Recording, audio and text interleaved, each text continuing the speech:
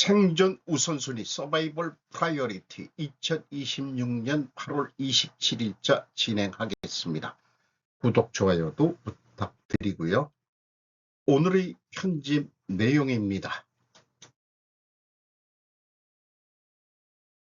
경찰과 검찰은 유죄 추정의 원칙, 판사와 변호사는 무죄 추정의 원칙이 본분이라는 제목으로 제가 작성해 봤습니다.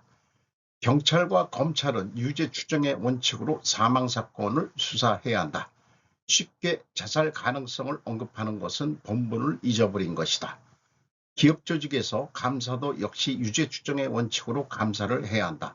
그렇게 해야만이 무죄가 입증되었을 때 피감사 조직도 더 확실한 명예회복이 되는 것이다. 시신이 부패해서 증거를 찾기 어렵다는 것으로 끝나서는 안 된다.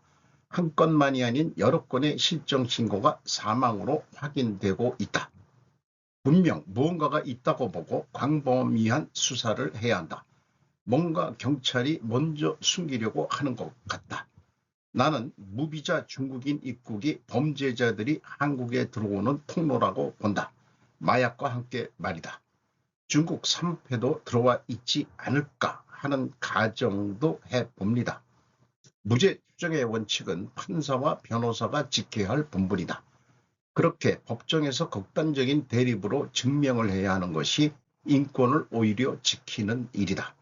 경찰이 마녀의 법정에 서보지 못해본 것도 문제다. 마녀들의 법정은 처음부터 유죄 추정의 원칙으로 증명하려 한다. 그래서 무죄 입증 증거를 찾아야 했기에 화학과 같은 과학적 발전을 했다. 그러나 이를 정교재판이 마녀 사냥을 해버렸다. 현대가 중세도 아니고 좀 더 과학적 수사를 할 역량을 경찰은 키워야 할 것이다. 제주 실종 사건을 장기 밀매나 마약 관련으로 가정수사를 해야 한다고 생각한다. 제주도를 치안이 안전한 관광지로 부활시켜야 할 책임이 도지사 포함 경찰 조직으로 재생되어야 한다.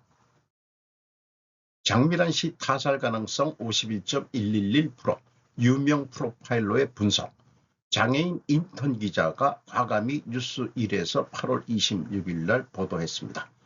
범죄 분석 전문가 배상원 프로파일러는 26일 YTN 라디오 장성철의 뉴스 명당에 출연해 장 씨의 사망 원인과 관련해 타살이 될 수도 있고 아니면 자살이 될 수도 있고 아니면 다른 어떤 제3의 그 죽음의 원인이 있을 수 있는 것이라고 말했다. 그가 타살 가능성을 높게 본 이유 중 하나는 장 씨의 시신이 발견된 장소였다. 장 씨가 발견된 곳은 야자수가 빽빽하게 들어선 농장이었다. 그는 야자수 숲이라는 공간에 장 씨가 경험치가 있느냐며 장 씨가 평소 익숙하지 않았던 장소까지 찾아가 숨졌을 가능성을 따져봐야 한다고 설명했다. 이어 자기가 잘 모르는 곳에 무작정 들어가서 자살하는 경우는 거의 없다며 장 씨가 숨지기 직전까지 어떤 경로로 이동했는지 확인하는 것이 중요하다고 강조했다. 경찰은 아직 사인을 확정하지 않았다. 25일 국회 행정안전위원회 전체회의에서 유재성 경찰청장 직무대행은 장 씨 추정 시신에서 아직 타살을 의심할 만한 흔적은 없다고 말했다. 장 씨는 지난 5월 12일 오후 10시 15분께 장기 투숙하던 숙소를 나서는 모습이 폐쇄회로 TV에 포착된 뒤 행방이 끊겼다.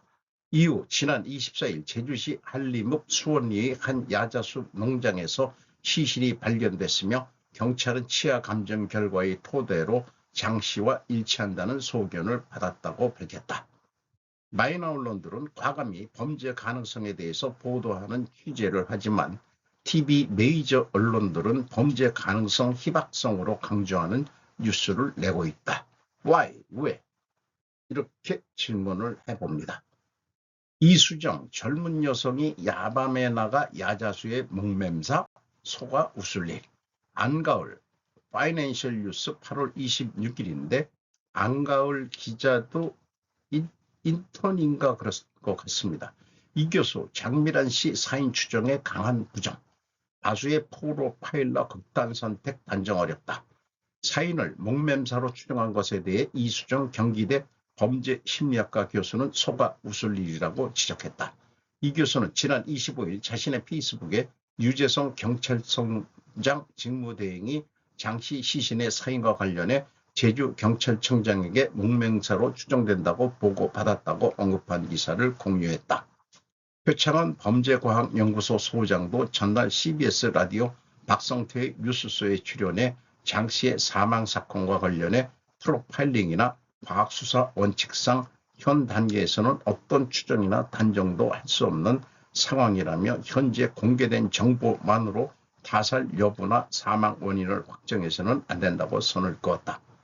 배상원 프로파일러 역시 이날 YTN 라디오 장성철의 뉴스 명당을 통해 장씨의 사망 원인에 대해 정확한 것은 목 부분에 질식을 해서 돌아가신 것 외에는 아직 밝혀진 건 없다며 다른 어떤 제3의 죽음의 원인이 있을 수 있는 것이라고 짚었다. 이 사람이 이수정 교수의 얼굴이네요. 날카롭게 생긴 것 같습니다. 야자숲의 그 수색하는 그런 사진과 겹쳐져서 소개가 되어 있습니다. 이 대통령, 대한민국 모든 큰 문제 출발점은 극심한 국토 불균형. 김진아 8월 26일 서울신문입니다. 청와대에서 중앙지방협력회의 개최, 3대 메가프로젝트 외에 차세대 전력산업 육성 이미지 확대. 청와대에서 중앙지방협력회의를 주재하고 서울을 비롯한 수도권은 수도권대로 지나치게 과밀화돼서 폭발 위기를 겪고 있고 지방은 그 반대로 소멸 위기를 겪고 있다. 국토 불균형 때문에 국가 전체의 효율성이 저하되고 또 국가 경쟁력도 잠식되고 있다고 말했다. 이어 이는 수도권을 위해서도 또 국가 전체를 위해서도 결코 바람직하지 않다며 이제 균형 발전은 선택이나 또 시혜가 아니라 대한민국의 생존 또는 지속 가능 성장을 위한 필수 전략이라고 말할 수 있다고도 했다. 아울러 5국 3특을 중심으로 산업과 일자리를 키우고 주거와 교육, 복지 등의 정주 여건 개선 지원에도 만전을 기하겠다는 말씀을 드린다. 정부 출범 후 두 번째로 열린 이날 회의는 6.3 지방선거에서 출범한 16개 시도지사와 중앙정부가 처음으로 한자리에 모였다. 지방정부에서는 대한민국 시도지사협회 협의회장을 맡은 박찬대 인천시장을 비롯해 오세훈 서울시장 등이 참석했고 중앙정부에서는 한성수 국무총리와 구윤철 부총리 겸 재정경제부 장관, 윤호중 행정안전부 장관 등이 함께했다. 균형은 사회주의 사상일 뿐이다. 스스로 동서 갈라치기를 한다. 국토의 지형이 불균형한데 인위적인 균형은 억지스러운 주장이다. 이 시 조선 때 호남은 곡창지대로 풍요로웠으나 공업사회가 되면서 일제 때 공업사회가 되면서 상대적으로 차별화되었을 뿐이다. 강원도도 불균형한 것이냐? 지역 특화 발전을 시켜야 정답을 아니겠느냐? 저는 이렇게 생각합니다. 한일 합방이 되면서 철도가 어디부터 낮았나요? 경부선입니다. 그리고 신의집까지 연결이 됩니다. 그거부터 만든 이유가 뭘까요? 일본은 결국은 만주 진출을 위해서 그쪽 라인, 그 경부선 벨트에서 신의주까지 평양을 거쳐가지고는 만주까지 연결하는 철도를 연결을 할 때 그 병참을 만들어야 되니까 그쪽을 통해서 먼저 공업이 발전했고 특히 평양 지역의 공업이 남쪽보다는 평양 쪽에 북한 쪽의 공업지대를 먼저 만들었던 것으로 그렇게 역사를 저는 이해를 하고 있습니다. 그게 그렇게 된 역사지 우리가 그 나라를 만들면서 일부러 불균형 발전시켰냐? 그건 아니지 않느냐? 그리고 후에 그 호남선이라든지 뭐 그 이 군산 이 쌀, 그러니까 처음부터 그 쌀의 곡창지대로 알고 있기 때문에 군산의 그 쌀 수출 그 부두를 했고 일본인들이 군산이 개발된 이유는 일본의 쌀을 가져가기 위해서 선물 거래소까지 세계 최초로 만든 그런 것도 군산 박물관에 가서 얘기를 들은 바가 있습니다. 그리고 뭐 김대중 정부 때도 호남선 복선화라든지 해서 추가로 계속 지금 이 서쪽도 발전을 하고 있는 중이죠. 언제 그것이 지금 이 대통령이 균형 발전을 얘기한다고 해서 그게 뭐 대한민국의 생존의 문제다까지 얘기를 하는데 참 그래서 쉽게 그냥 저도 무식해 웃기는 짬뽕 같은 얘기를 하고 있습니다. 1600조 마스가 프로젝트 파트너로 K조선 낙점, 존스법 한계 직면한 미국, 타일러 라시 8월 24일 원빅 월드쇼로 이 재방송을 한 것 같습니다. 캐나다 차기 잠수함 사업 파트너로 한국 대신 독일이 선정되었습니다. 하지만 실망하기엔 이릅니다. 그 직후 세계 최강 미 해군이 한국조선 빅3에 다급하게 SSO를 쳐왔기 때문이죠. 무려 1600조 규모의 태평양 해양 패권 전쟁의 서막, 중국의 압도적인 군함 생산 속도에 위기감을 느낀 미국은 자국의 쇠퇴한 조선업을 대신할 파트너로 압도적인 생산 효율성을 가진 한국을 지목했습니다. 과연 이것은 K조선업의 역대급 잭팟일까요? 아니면 미중 패권 갈등의 최전선에서 서게 되는 독이든 성배일까요? 타일러와 함께 국제 정세와 숨겨진 이면을 낱낱이 분석해 봅니다. 캐나다 잠수함 수주 탈락 진짜 주목해야 할 반전 사건. 60조 시장 닫히자마자 한국에 SSO를 친 나라의 정책. 상선 점유율 0.2% 몰락한 미국 조선업의 뼈아픈 현실. 중국의 폭발적 군함 생산과 미국의 방산 위기. 미국이 도달한 정답 한국 조선업의 압도적 효율성. 미 해군이 보내온 정보 요청서의 진짜 의미 마스카 프로젝트. 군산 해상작전 DMO 전략과 한국조선소의 역할. 역설적 위기 미중 해양 갈등의 최전선이 된 한국. 단순 하청을 넘어 K조선업이 쟁취 승리하는 방정식. 미국의 해양 패권의 전략적 파트너 코리아. 거기다가 반도체까지 파트너가 돼야 된다. 숨쉬기도 힘든 4000m 소금호 수소 8년. 포스코 하얀석유 리튬 자립길 텄다. 살타 아르헨티나 최지 기자가 조선비즈 8월 25일. 지구 반대편 아르헨티나 리튬 생산기지 가보니 바닷물 8배 짠 소금물서 배터리용 리튬 생산, 전기차 7천만 대분 매장, 2분기 첫 흑자, 원료부터 양극재까지 자체 공급망 구축. 19일 현지 시각 해발 4,000m에 있는 아르헨티나 옴브레 무에르토 여모히 포스코 아르헨티나 본드 인공증말 열말 지하에서 끌어올린 염수를 이곳에 수개월간 자연 증발시키면서 리튬 농도가 높아진다. 초반엔 공장을 돌릴 물과 전기도 없이 34km 밖에서 관로와 담수를 끌어오고 자체 발전소를 세웠다고 한다. 기자재는 트럭으로 7시간씩 산을 올라 날랐고 숙소와 식당, 의료시설도 함께 지었다. 서울 절반 규모의 관건에 리튬 1,500만 톤, 4개월 조료 배터리 원료로. 포스코 홀딩스는 2018년에 이어 올해 잇따라 이 연못 관건을 인수해 총 287 평방킬로미터를 확보했다. 서울시 면적의 절반에 달하는 크기로 지하 염수를 올려 약 7천만 대분의 배터리를 만들 수 있는 리튬 1,500만 톤이 매장된 것으로 추정된다. 포스코 아르헨티나 임직원 623명 가운데 한국인 주재원 63명뿐, 현지 직원 560명을 상대로 주재원들은 관리자급 엔지니어를 키우고 자체 테크센터를 열어 용접, 배관, 전기 등의 현장 기술을 가르치고 있고 일자리를 만들어줘서 고맙다는 표현도 취재를 했습니다. 아르헨티나 옴브레 무에르토 여목 해발 4,000m 고지대에 있는 포스코 아르헨티나 본드와 리튬 생산 1공장 염호 지하에서 끌어올린 염수를 본드에서 수개월 자연 증발시켜 리튬 농도를 높인 뒤 1공장 상공정에서 불순물을 제거하고 인산 리튬으로 만든다.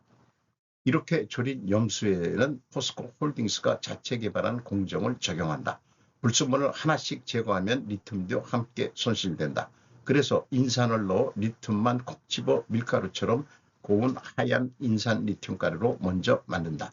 이 가루를 트럭에 싣고 약 8시간을 내려가 해발 1200m 안팎의 구에메스 하공정에서 다시 녹여 고순도 정제와 전기 투석, DPED 등을 거치면서 고성능 전기차 배터리로 쓰이는 수산화 리튬이 완성된다. 8년 만에 흑자, 다음 목표는 리튬 연 10만 톤 생산. 대지진으로 도쿄마비, 일본 제2수도 놓고 13곳 유치전. 신은서 인턴 아시아경제 8월 25일. 대형 재난 발생 시 도쿄의 수도 기능이 마비되는 상황에 대비해 제2의 수도, 부수도를 지정하려는 일본 정부의 움직임에 지자체들이 유치전에 사활을 걸고 있다. 주요 경쟁 도시로는 오사카부, 후쿠오카시, 삿포로시, 나고야시, 군마현 등 전국 13개 지자체가 유치 경쟁에 본격 합류했다. 부수도로 지정될 경우 정부 차원의 막대한 재정 지원은 물론 세제 혜택과 관광, 도시 재생 사업 등 수억 달러 규모의 경제적 파급 효과를 누릴 수 있기 때문이다. 오사카 전형 고양이 마스코트까지 앞세워 유치전 총력, 나고야 히로시마 제조 기반 도시 인프라 경쟁력 부각, 삿포로는 지진 발생 가능성이 높은 난카이 해곡과 멀리 떨어져 있다는 지리적 안정성을 최대 강점으로 내세웠다. 이렇게 여러 군데에서 하는데 난카이 해곡은 끝까지 표현해 주고 있습니다. 저는 오사카가 유력하다는데 베팅을 합니다. 왜냐? 전쟁 준비의 상징일 수 있는 것이 역사적으로 오사카에 있다고 하는 역사적 그런 사실을 배웠는데,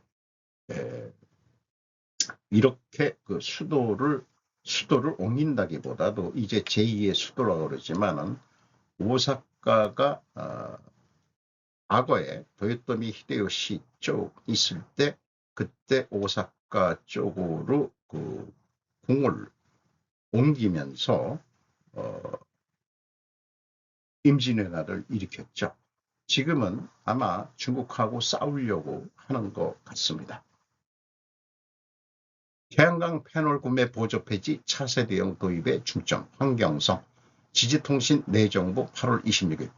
환경성은 태양광 발전 설비 도입을 지지하는 보조 사업에 대해서 패널 본체의 지원을 폐지할 방침을 굳혔다. 참 잘했어요. 가격이 하락하고 있기 때문에 2027년도 이후에 신설하는 분을 대상외로 한다. 향후는 산업 경쟁력 강화의 관점에서 국내에서 원료 조달할 수 있는 차세대형 태양전지 페로브스카이트의 도입을 지원에 중점을 두어 27년도 예산 계산 요구에는 26년도 예산의 4배가 되는 280억 엔을 관련 경비로서 포함시킬 전망이다. 동성은 현재 재생가능 에너지의 도입 확대를 위해서 주차장이나 농지에 태양광 발전 설비를 설치하는 사업자 등에 대해 구입비나 공사비, 인건비 등의 경비 정액 또는 일정 비율로 보조하고 있다. 단지 정부가 보조금의 재검토에 임해 실시한 의견 공모에는 패널 지원에 의한 국내 산업의 혜택이 한정적 등의 소리가 다수 전해지고 있었다. 정례형의 태양광 패널은 세계 시장의 8할 이상을 중국이 차지해 국내 공급의 대부분을 수입에 의지한다. 가격은 세계적인 대량 생산을 배경으로 피크 시의 반액 정도로 하락했다.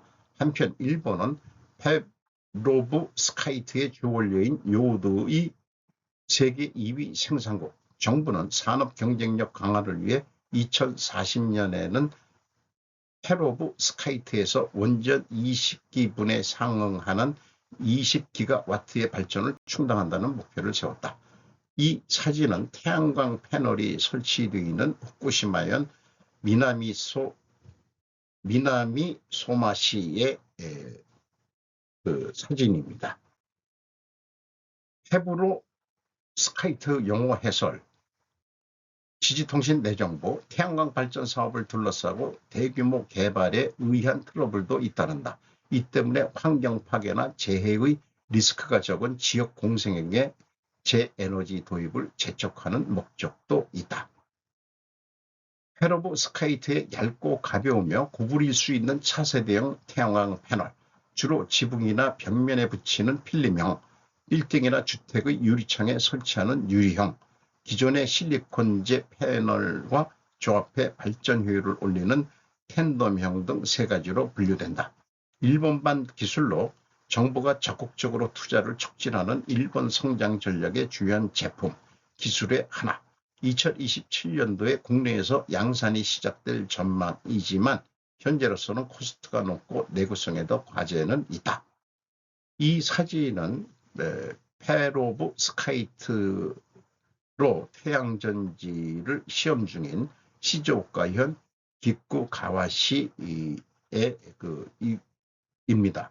태양광 반화도 좀 설치한 모습이 더 좀 농작물이 자라는데 더 좀 그렇게 좀 편리하고 유리할 것 같습니다. 지방도 한복판, 국도 한쪽 3차로 끊습니다. 버스 전용차로 폐지, 기본 2차로와 정체 완화될까? 8월 26일 탈권 뉴스인데 그 일본의 무슨 연구까지 하느냐, 그냥 관심이 가서 편집을 해봤습니다. 현도의 가장 유명한 교차로에서 차선 운영을 변경.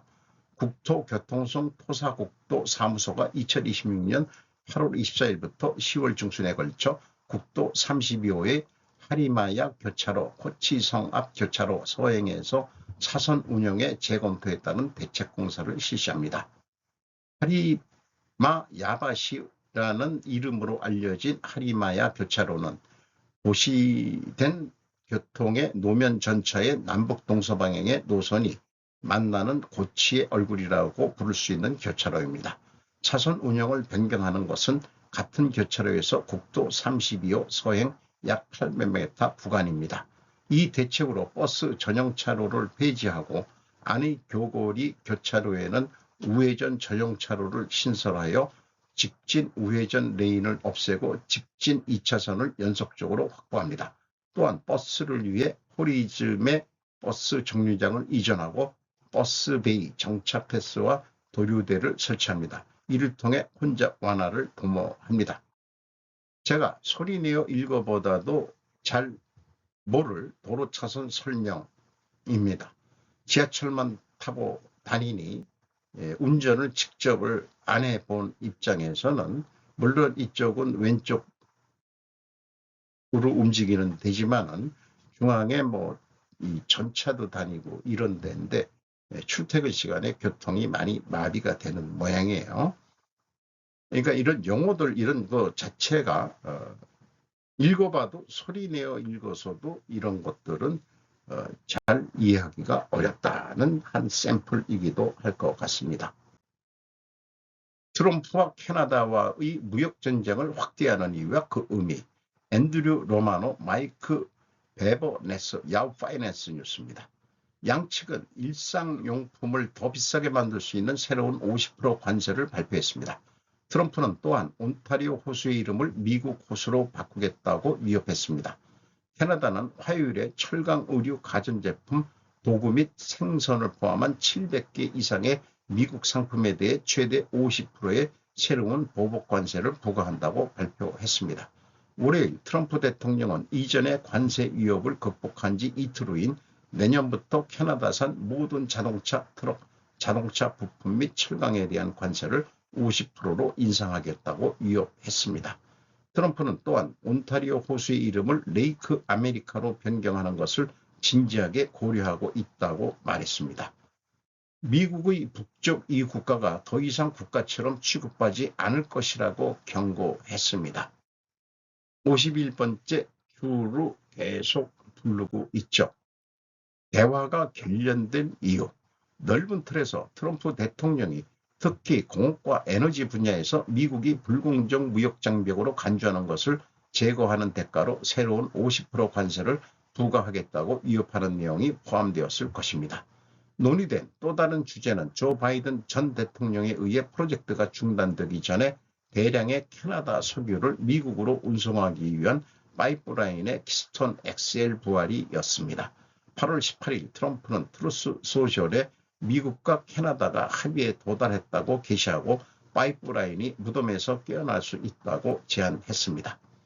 키니 총재는 월요일 캐나다가 올바른 태도로 새로운 회담에 접근할 것이며 자국을 미국의 자회사로 취급하지 않을 것이라고 확신하기 전까지는 협상 테이블로 돌아오지 않을 것이라고 말했습니다. 스콧 베센트 미국 재무장관은 월요일 캐나다가 무역협상 내내 선의의 협상을 거부하고 있다고 시사했습니다. 그는 또한 카니가 무역협상에서 확고한 입장을 취하기로 한 선택이 캐나다 국민의 경제적 이익보다는 자신의 정치적 이익에 더 뿌리를 두고 있다고 제안했습니다. 미국 캐나다 무역전쟁이 당신에게 미칠 영향. 포드는 지정학적 이유로 항상 중국 이외의 자원을 찾고 있습니다. 전력과 관련하여 온타리오주는 미국 캐나다 분쟁 초기 단계에서 미시간, 미네소타, 뉴욕으로 수출되는 전력의 25% 추가 요금을 부과했다가 트럼프 대통령이 철강 및 알루미늄 관세를 2배로 인상하겠다고 위협하자 철회했습니다. 트럼프와 캐나다의 불화의 배후에는 무엇이 있습니까? 트럼프는 두 번째 임기 첫 주에 캐나다를 51번째 주로 만들겠다고 위협하고 당시 총리이던 자유당 당수였던 저스틴 트루도를 공개적으로 총독 트루도라고 불렀습니다. 이것은 트럼프에게 새로운 주제가 아닙니다. 그는 첫 임기 동안 캐나다가 자국 국내 농부들을 보호하기 위해 미국산 유제품 수입품에 부과하는 가파른 관세에 대해 수치라고 비난했습니다. 2018년에는 캐나다 철강의 25%, 캐나다 알루미늄에 10%의 관세를 부과했는데 경제학자들에 따르면 2019년 중반까지 미국 제조업 부문에서 최소 7만 5천 명의 일자리가 사라졌습니다. 트럼프는 또한 캐나다가 GDP의 2% 미만을 국방비로 지출하는 것을 반대했는데 이는 유럽 나토 회원국과도 불만을 품고 있었습니다. 캐나다와 다른 국가들도 이후 지출을 늘리고 있기는 합니다. 이 사진은 제가 구글 지도에서 가져왔는데 알래스카가 있죠. 그 중간에 캐나다가 있고 그 다음에 이제 미국하고 국경이 되는데 제가 어디서 읽은 글에는 미국이 원하던 캐나다 석유는 서부에서 난다. 캐나다는 동과 서가 사이가 안 좋다고 들었습니다. 대부분 정치 지배는 동부권에서 차지하는 게 불만이라고 합니다. 캐나다 서부 주들이 반기를 들어 미국의 51번째 주로 들어가겠다고 할 수도 있지 않을까 상상을 해봅니다. 그러면 미국은 알래스카와 간통하게 이렇게 되어 있죠.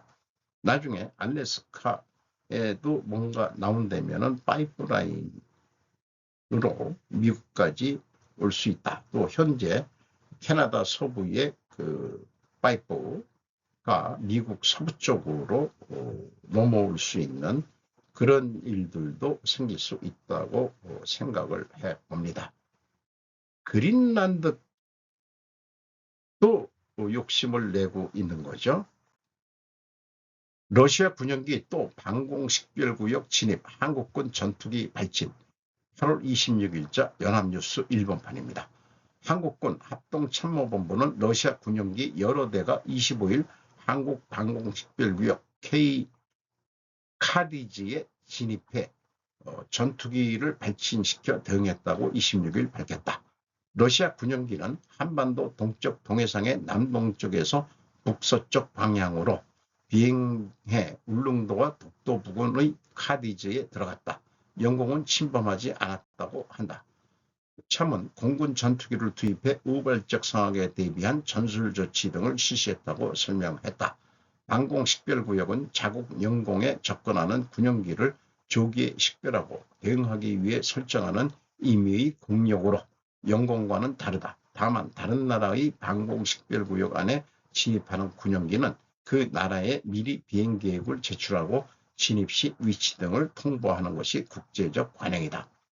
러시아는 한국이 설정한 방콕식별구역은 국제법상 근거가 없다며 한국의 통제권을 인정하지 않고 있다.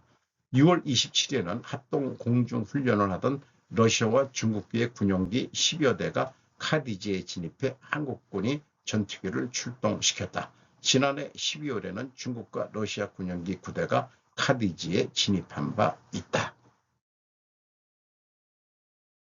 왜 일본은 성장하지 못하는 거야? 기업이 사라지지 않는 나라 치명적 약점. 큐슈대학 명예교수 신호잡기 아키히코에 기고한 글입니다. 8월 26일 비즈니스 더하기 IT. 특히 주목되는 것은 기업의 폐업이 다양한 경로로 생산성을 높이는 열쇠를 쥐고 있다는 점이다. 대폐업률을 1위 최하인 일본은 이 사실을 어떻게 마주해야 할까? 일손 부족 일본을 구하다? AI 최강 단짝될 수 있는 이유. AI 사회 구현은 노후 인프라 유지 관리 등에 유용하다. 현장에 나가 육안으로 대응하는 지금까지의 대처에는 한계가 있어 IoT 활용과 함께 인력 부족과 인프라 관리의 양면에서 인구 제약 하의 일본에 도움이 되는 것은 틀림이 없다. AI 사회 구현으로 볼 수 있는 일본. 관건은 창조적 파괴.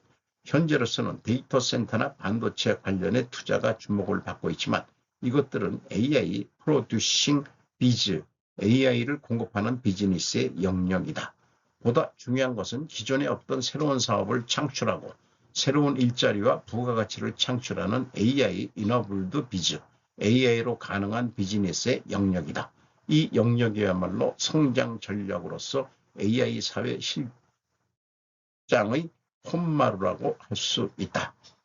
노벨상 주목 창조와 파괴가 나온 성장 메커니즘.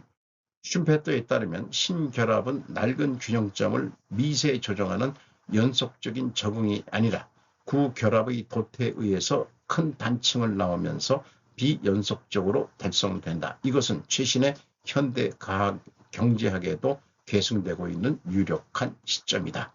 슈페터 1926년의 글이라고 하네요. 창조와 파괴가 이노베이션의 원동력인 동시에 파괴의 부정적 측면을 완화하는 제도가 밝힌 것으로 알려졌다. 창조와 파괴는 기업의 각층에 있어서의 신진대사의 그 구성을 의미하고 있으며 앞으로 본격화하는 미래사회 구현에서도 중요한 논점이 될 것이다. 이 글은 일본 천황가의 고향 가야 제2부 한국 남부 지방과 큐슈 목록베이스는 8월 26일자 방송인데요. 이것은 참조 자료로 그냥 붙여놓는 거로 하겠습니다.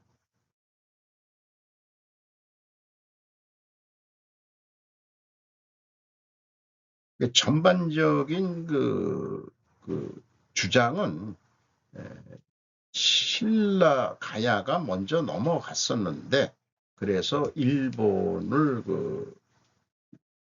귀족 천황가를 구성했는데 나중에 이제 그 백제계가 들어와서 실권을 잡았다 하는 그 천황가의 변화 이런 것들이 현재다. 그리고 그 메이지 유신도 다른 방송에서는 어떻게 보면은 백제계 일본 출신들이 다시 잡은 거다 이런 식으로 소개를 하고 있습니다. 그리고 뭐 고구려 일본어가 좀 유사하다 하는 그런 얘기가 있고요.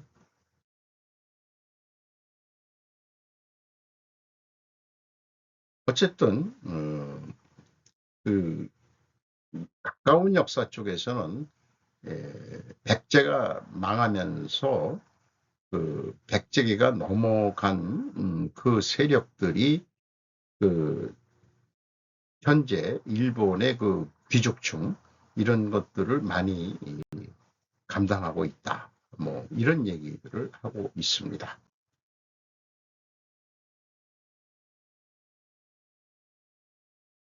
오늘도 좋은 하루 되시기 바랍니다.